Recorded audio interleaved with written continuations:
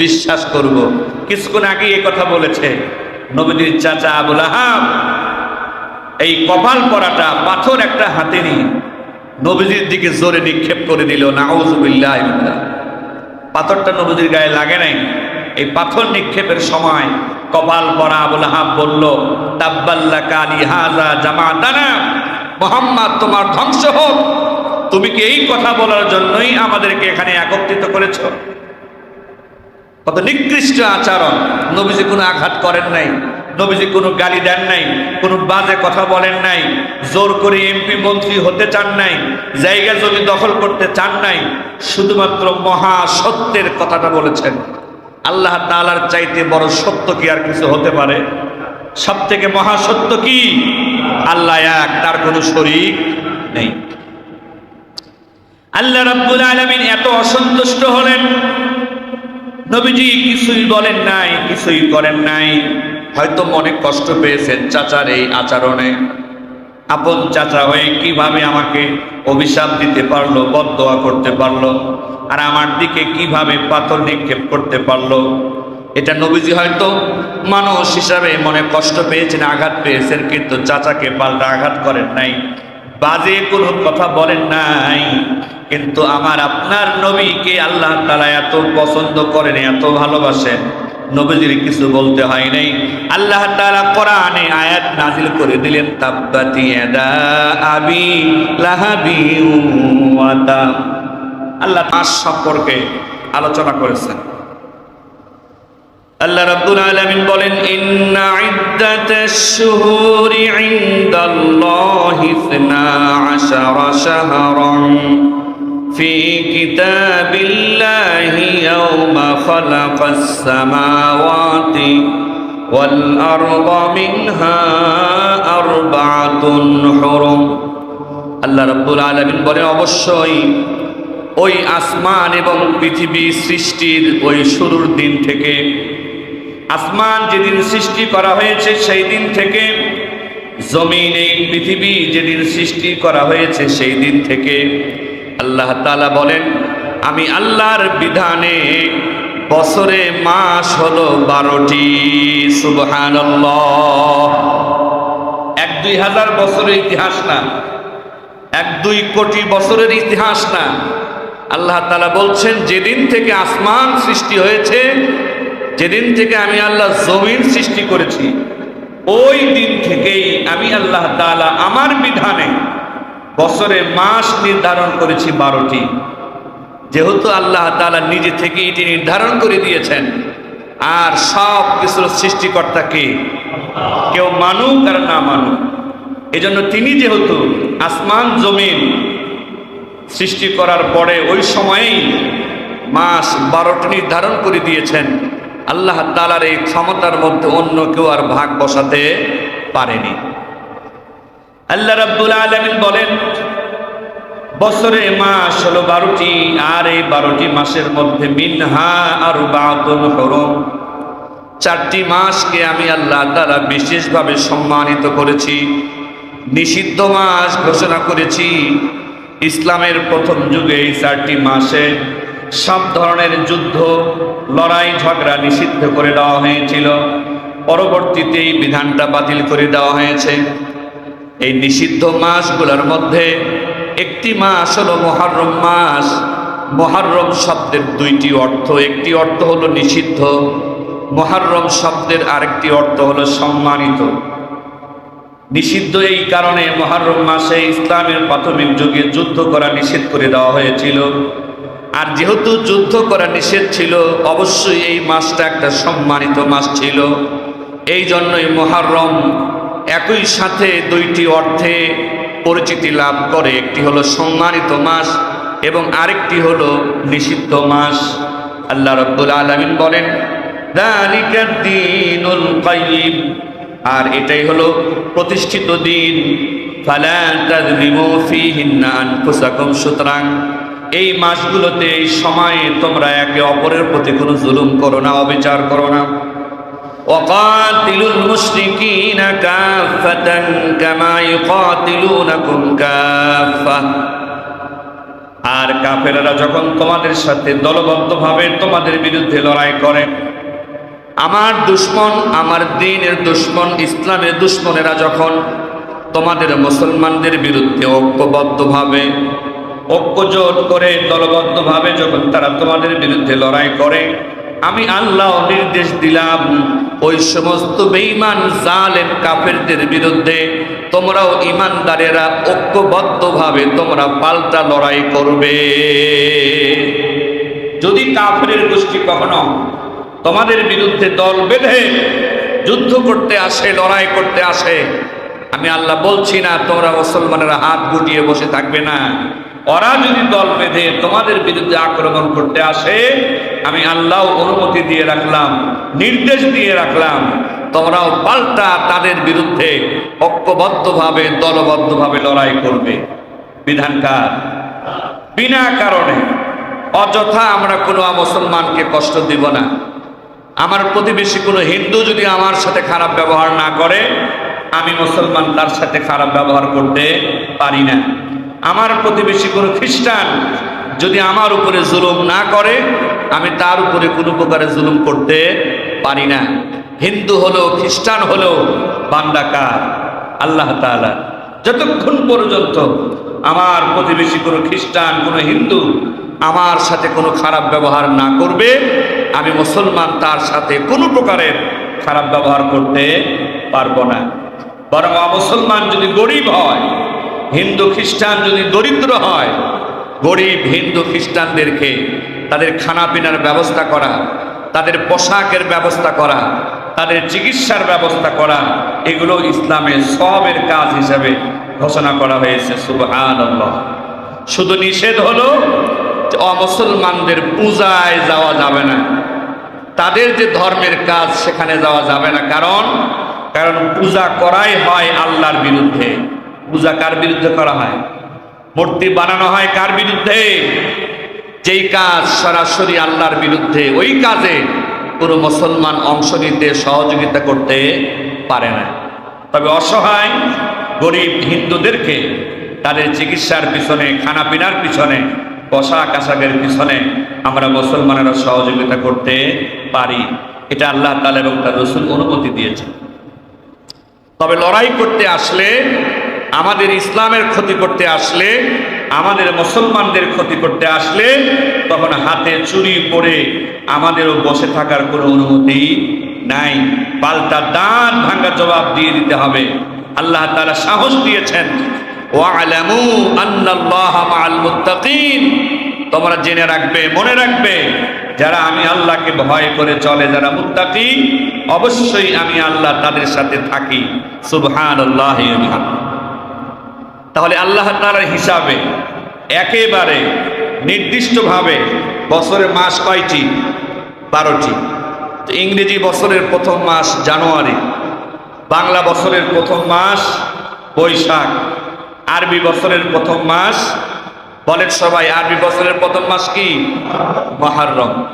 আজকে 5 তারিখ, গত 5 দিন আগে তারিখটা শুরু হয়েছে। আরবি বছরের মাস এটি 1446 হিজরি, 1446 হিজরি শুরু হয়েছে। এই আরবি বছরের সাথে ইসলামের অনেক ইতিহাস জড়িত, ইসলামের অনেক কল্যাণের বিষয় জড়িত।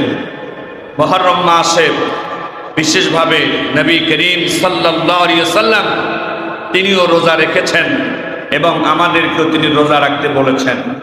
হাদিস শরীফের মধ্যে নবী করিম সাল্লাল্লাহু আলাইহি ওয়াসাল্লাম বলেন, আফদালুস সিয়ামি বা'দা রমাদান শাহরুল্লাহিল মুহররম। আল্লাহ তাআলার নিকটে রমজান মাসের পরে সবথেকে দামি রোজা হলো মুহররমের রোজা। সুবহানাল্লাহ। আল্লাহ তাআলার নিকটে রমজানের পরে সবথেকে দামি কোন রোজা? মুহররমের রোজা। কারণ এক সময় যখন রমজান মাসের রোজা ফরজ ছিল না, ওই সময় মুহররম মাসের রোজা রাখাটা বাধ্যতামূলক ছিল। আগের যুগের উম্মতেরা, নবীরা, তারাও রোজা রেখেছেন মুহররম মাসে। সুবহানাল্লাহি ওয়া বিহামদিহি।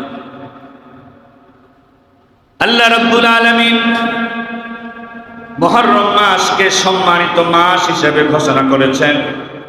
আর এই আরবি বছরের এই মাসের গণনা শুরু হয়েছে নবী করিম সাল্লাল্লাহু আলাইহি ওয়াসাল্লাম তার বয়স যখন 40 বছর হয়ে গেল, আল্লাহ রাব্বুল আলামিন তার পিয়ারা হাবিবকে জানিয়ে দিলেন, দোস্ত আমার, হাবিব আমার, বন্ধু আমার, এতদিন পর্যন্ত প্রায় 40টা বছর আপনি নিজে ভালোভাবে জীবন যাপন করেছেন।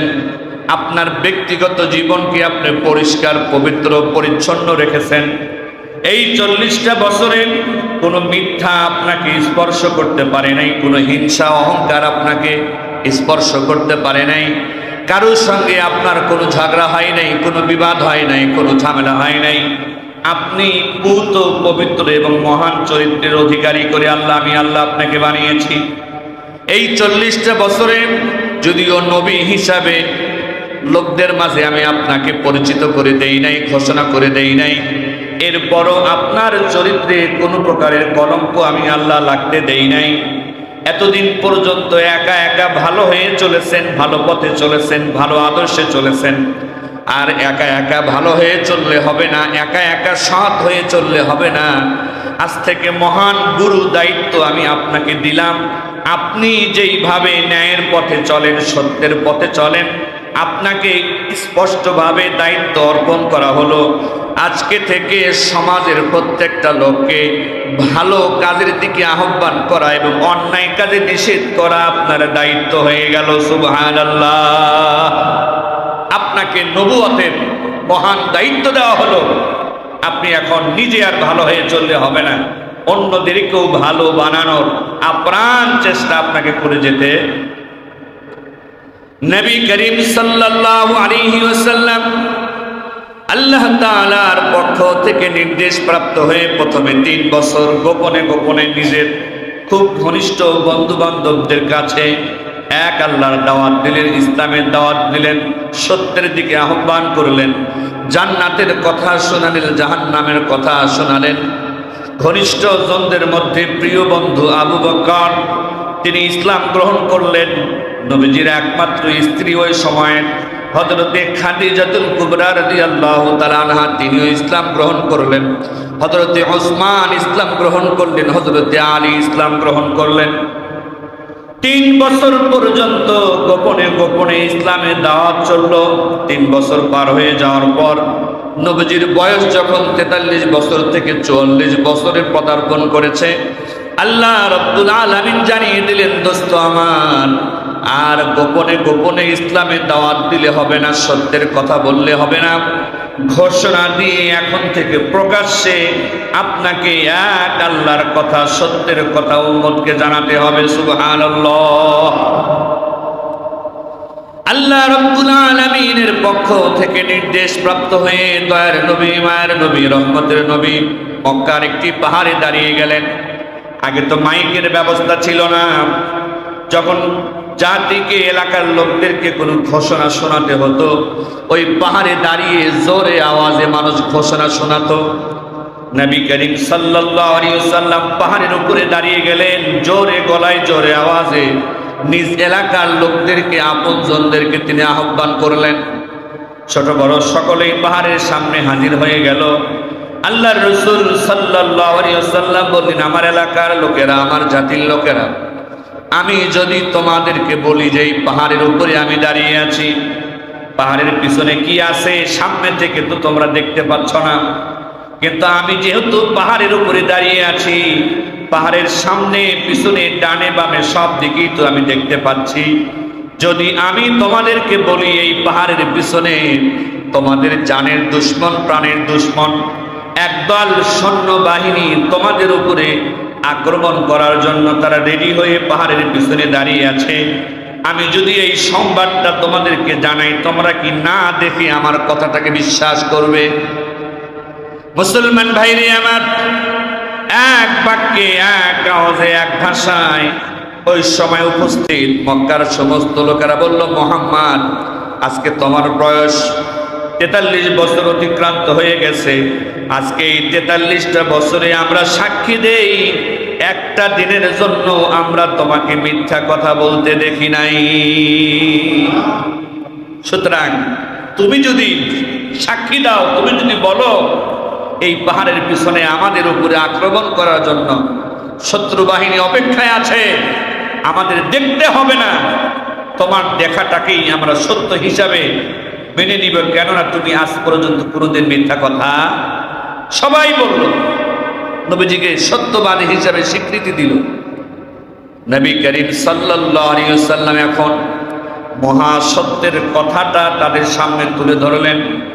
দুনিয়ার শত্রুরা আমার তোমার সামান্য ক্ষতি করতে পারে, দুনিয়ার দুশ্মনেরা আমাকে তোমাকে সামান্য কষ্ট আর আঘাত দিতে পারে, কিন্তু যদি এক আল্লাহর ইবাদত না করে ওই বানানো পুতুল আর মূর্তি দেব দেবতাগুলোর ইবাদত তোমরা করো, তাদেরকে যদি খোদা মানো, এটা চরম মিথ্যার পথ, চরম ভুলের পথ। এই ভুলের পথে যদি তোমরা চলতে থাকো, দুনিয়ার দুশ্মনের চাইতেও পরকালের জাহান্নাম আমার তোমার জন্য বড় ক্ষতির কারণ হবে। কথা বলেন ঠিক কিনা? আজকে আমি এমন কিছু কথা তোমাদেরকে শোনাচ্ছি, ইতিপূর্বে যা তোমাদেরকে কেউ শোনাই নাই। আমি তোমাদের কল্যাণকামী, আমি তোমাদের কল্যাণ চাই, তোমাদের ভালো চাই, ক্ষতির হাত থেকে তোমাদেরকে বাঁচাতে চাই। আর দেরি না করে তোমরা পড়ে নাও লা ইলাহা ইল্লাল্লাহু তুফলিহুন। আল্লাহর হাবিব বলেন, তোমরা পড়ো লা ইলাহা ইল্লাল্লাহ। আল্লাহ ছাড়া ইবাদত পাওয়ার কোনো মালিক আর কেউ নাই, আল্লাহ তাআলা ছাড়া বিধান দেওয়ার মালিক আর কেউ নাই, আল্লাহ তাআলা ছাড়া ক্ষমতার মালিক আর কেউ নাই, আল্লাহ তাআলা ছাড়া ভালো রাখার মন্দ রাখার মালিক আর কেউ নাই, আল্লাহ তাআলা ছাড়া সম্মান দেওয়ার মালিক আর বেইজ্জতি করার মালিক আর কেউ নাই। একচ্ছত্রভাবে সকল ক্ষমতার মালিক কে? এটা স্বীকার করে নাও। আমি নবী বলছি তুফলিহুন, অবশ্যই তোমরা সফল কাম হয়ে যাবে। সুবহানাল্লাহ। কত সুন্দর কথা। পছন্দ না হলে কথাটা না মেনে চলে যেতে পারে, কিন্তু ওই লোকদের মধ্যে স্বয়ং নবীজির চাচা আবু লাহাব উপস্থিত ছিলেন। আবু লাহাব সেও এতক্ষণ বলেছে, মুহাম্মদ তুমি আজ পর্যন্ত কোনোদিন মিথ্যা কথা বলো নাই, সুতরাং তোমার কথা তুমি যেটাই বলো আমরা কি করব? বিশ্বাস করব। কিছুক্ষণ আগে এই কথা বলেছে নবীজির চাচা আবু লাহাব। এই কপাল পরাটা পাথর একটা হাতে নিয়ে নবীজির দিকে জোরে নিক্ষেপ করে দিল। নাউযুবিল্লাহ।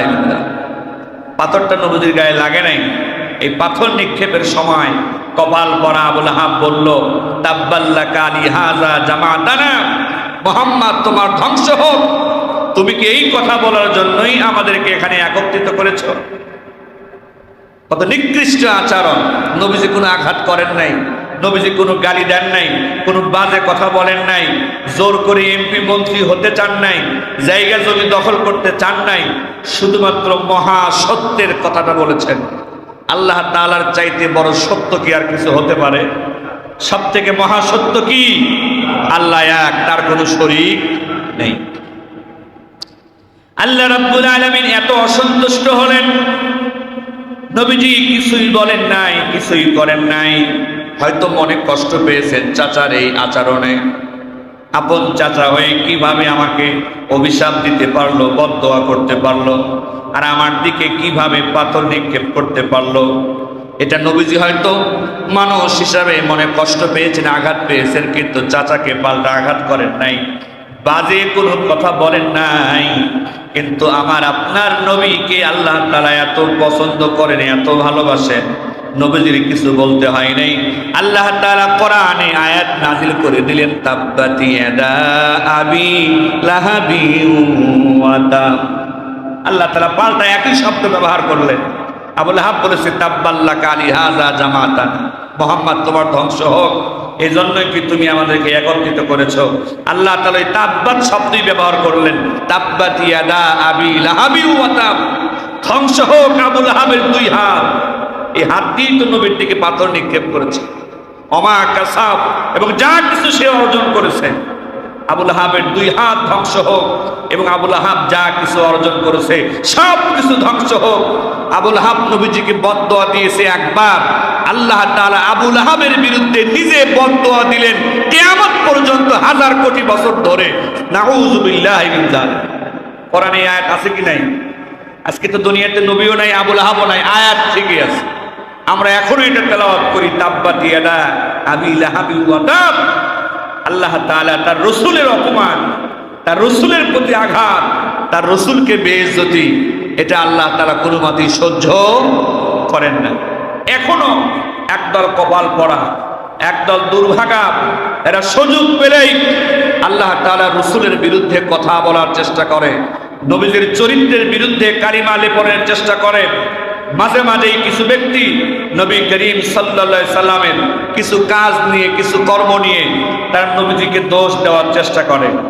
বিশেষ করে একটা বিষয়, নবীজির সর্বশেষ স্ত্রী হযরত আয়েশা সিদ্দিকা রাদিয়াল্লাহু তাআলা আনহা, ওনার সাথে নবীজির বিবাহ হয়েছিল 9 বছর বয়সে।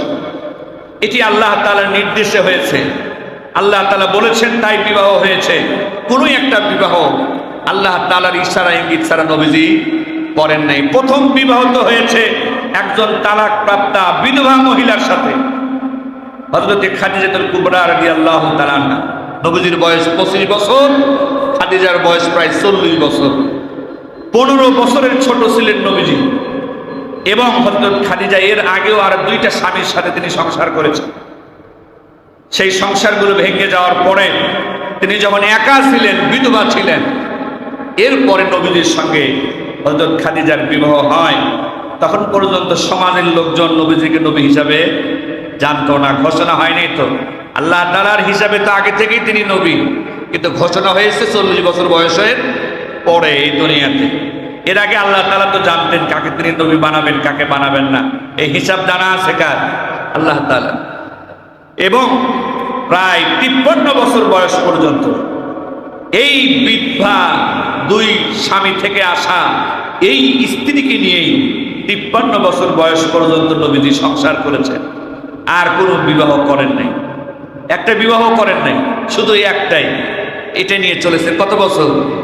50 পার হলে তো একটা মানুষের এমনিটি তার মানে বুড়ার একটা ভাব শুরু হয়ে যায়। তো কোনো মেয়ের প্রতি লোভী হয়ে, কোনো নারীর প্রতি লোভ লালসা থেকে এই বয়সের পরে বিবাহ করার আর মানসিকতা তেমন থাকতে পারে না। এরপরও নবীগুণের শরীরে আল্লাহ তাআলা অনেক শক্তি দান করেছেন। সাধারণ মানুষের মতো নবীরা ছিলেন না। সম্ভবত একটা বর্ণনায় এসেছে একজন নবীর শরীরে 40 জন শক্তিশালী যুবকের শক্তি ছিল, আর আমাদের নবীর শরীরে আরো অনেক বেশি ছিল। এটা আল্লাহ তাআলা দান করা। 53 বছর বয়সের পরে হযরত খাদিজার ইন্তেকালের পরে, এরপরে আল্লাহ তাআলার নির্দেশে একে একে নবীজি আরো বিবাহ করেছিলেন। এই স্ত্রীগুলো সর্বশেষ আয়েশা সিদ্দিকা। ইসলামের ইতিহাসে যেটা বলা হয়েছে, এই বিবাহগুলো করার পিছনে ইসলামের কারণ ছিল, নবীজির ব্যক্তিগত কারণ ছিল না। অর্থাৎ ইসলাম তো শুধু পুরুষের জন্য আসে না, ইসলাম তো নারীদের জন্য এসেছে। এবং নারীদের সাথে যেহেতু পর্দা করা ইসলামে ফরজ, নবীজি চাইলেই মহিলাদের সামনে গিয়ে কথা বলতে পারতেন না, মহিলাদের সাথে চাইলেই মিশতে পারতেন না। তো মহিলাদেরকে ইসলামের শিক্ষা দেওয়ার জন্যই, মহিলাদের মাঝে আল্লাহর দ্বীন প্রচার করার জন্যই নবীজি আল্লাহর নির্দেশে আরো 10-11টি বিবাহ করেছিলেন। কার নির্দেশে? আল্লাহর নির্দেশে। কিসের জন্য? ইসলামের প্রচারের জন্য। ব্যক্তিগত কোনো কারণ ছিল না। আরো যে বিবাহ করেছেন 10-11টা, এই বিবাহগুলোও বেশিরভাগই বিধবা মহিলা ছিল, আর একজনের সংসার করে আসা মহিলা। তাহলে নিজের যৌবনের লোভ লালসায় তিনি বিবাহ করেননি। কিন্তু এই বাটপারেরা হযরত আয়েশা সিদ্দিকার কথাটা তুলে তুলে নবীজিকে দোষ দেওয়ার চেষ্টা করে। এই বুড়ো বয়সে, এত কম বয়সী মেয়ে তিনি বিবাহ করেছেন, তার মনে হয় নারীদের প্রতি লোভ লালসা ছিল। এই ধরনের বাজে মন্তব্য তারা করে। একবারও পুরা ইতিহাসটা খেয়াল করে না যে এই মানুষটা 25 বছরে 40 বছরের একটা মহিলাকে নিয়ে সংসার করলো।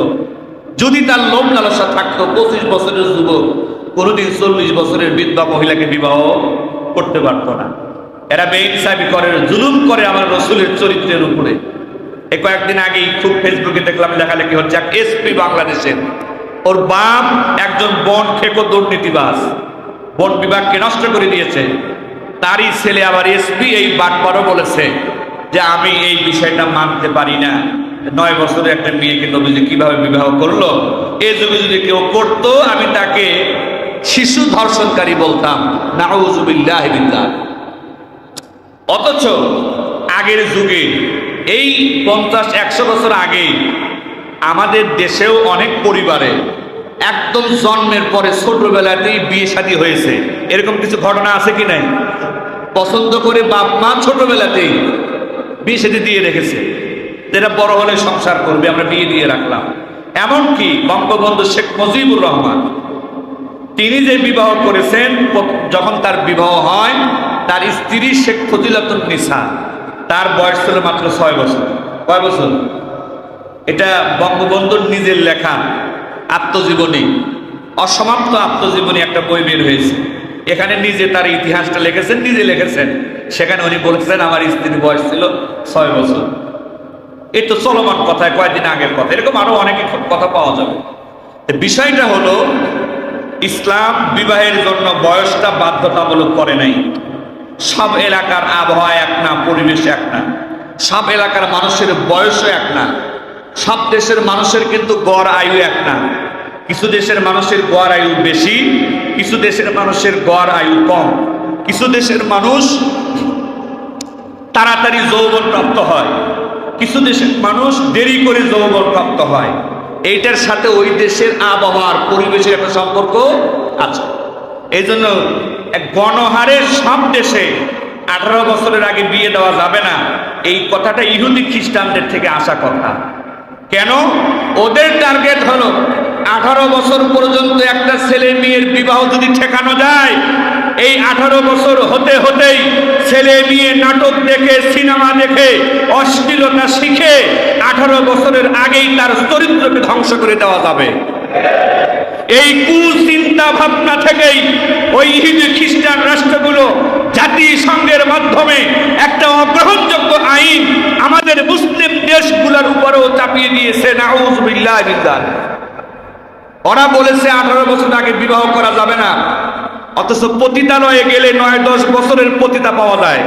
আছে কি নাই?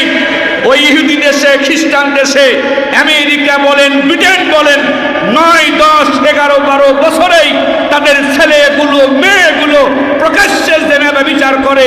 এইটা নিয়ে ওদের কোনো সমস্যা নাই, কারণ শুকুর কুকুরের থেকেও ওদের চিন্তা ভাবনা হলো নিকৃষ্ট চিন্তা ভাবনা।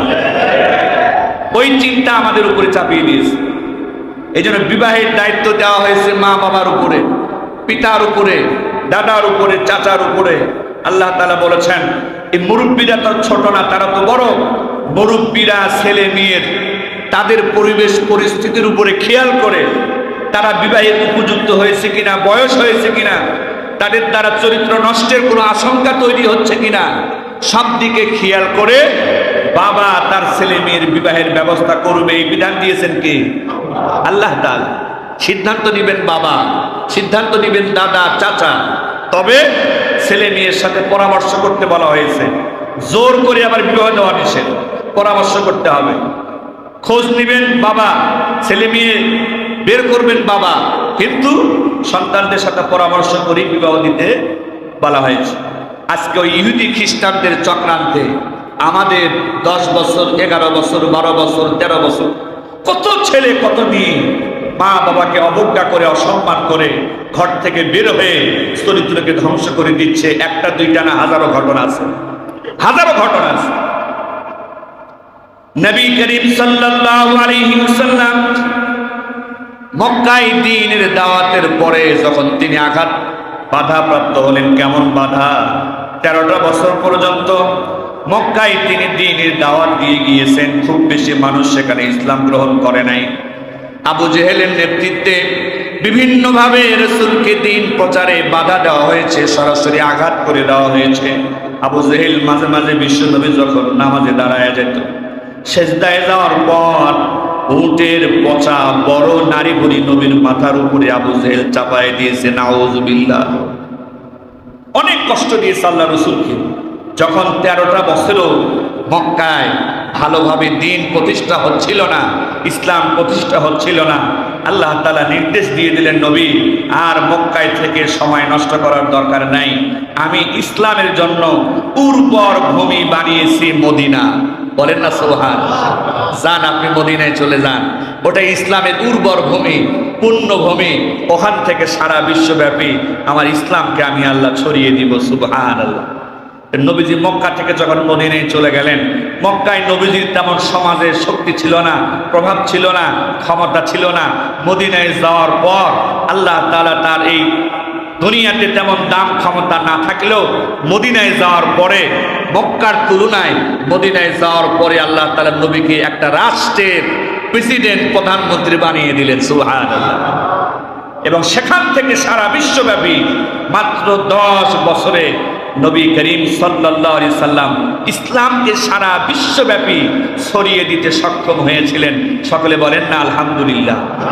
এই যে মক্কা ছেড়ে নবীজি মদিনায় চলে গেলেন, এই মদিনায় যেদিন চলে যাচ্ছিলেন ওই তারিখটাকেই স্মরণ করে ইসলামের দ্বিতীয় খলিফা হযরত ওমর ফারুক রাদিয়াল্লাহু তাআলা আনহু আরবি বছরের হিজরি সাল গণনা শুরু করেন। সুবহানাল্লাহ। নবীজির এই হিজরতের স্মৃতি চিহ্নকে ধরে রাখার জন্যই হিজরি সাল, হিজরতের সাল, আরবি সালের গণনা শুরু হয়।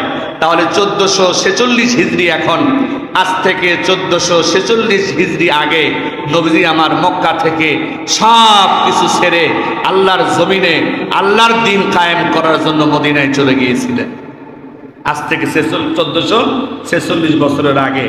তো নবী করিম সাল্লাল্লাহু আলাইহি সাল্লাম নির্দেশ দিয়েছেন যে মুহররমের 2টা রোজা রাখার কথা নবীজি বলেছেন, 9-10 অথবা 10-11। মুহররমের 9-10 অথবা 10-11, 10টাকে ঠিক রেখে আগে পিছিয়ে রাখেন। নবীজি আশা করেন সিয়ামু ইয়াউমি আশুরা ইন্নী আহতাসিবু আলাল্লাহি আইয়ুকাফিরাস সানাতাল্লাতী ক্বাবলা। আল্লাহ রাসূল বলেন যে আমি আশা করি এই মুহররমের রোজা, এই আশুরার রোজার বিনিময়ে আল্লাহ তাআলা তোমাদের পিছনের 1 বছরের গুনাহকে মাফ করে দিবেন। 10 তারিখ আগামী বুধবার, আমরা মঙ্গল বুধ অথবা বুধ বৃহস্পতি কমপক্ষে এই 2টা দিন আমরা রোজা রাখবো ইনশাআল্লাহ।